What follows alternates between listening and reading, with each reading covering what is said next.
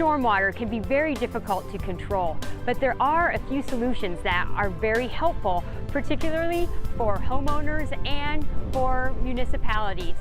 One solution to capturing some of this rainwater and filtering out pollutants and particulates is capturing that water in a rain garden. I'm down here in downtown Scottsbluff, and I am in one of the City of Scottsbluff Stormwater Department's demonstration gardens.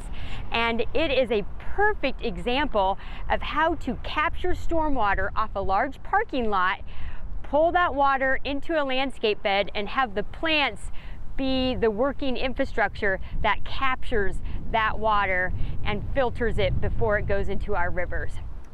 Plant selection is very important in order for your rain garden to be successful.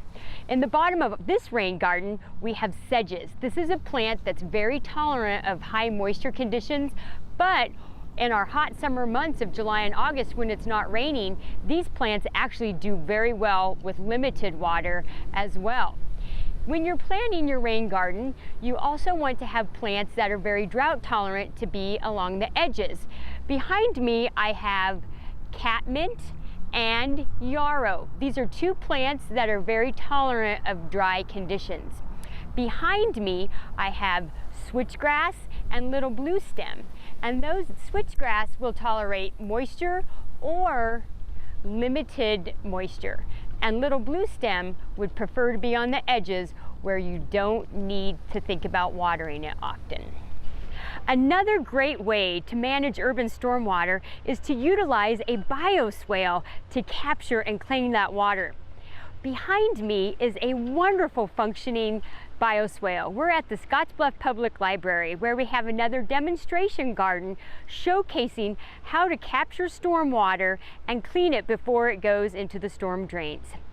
Bioswales are not just specific plants that are beautiful, but a group of plants working together to produce a filter for that water.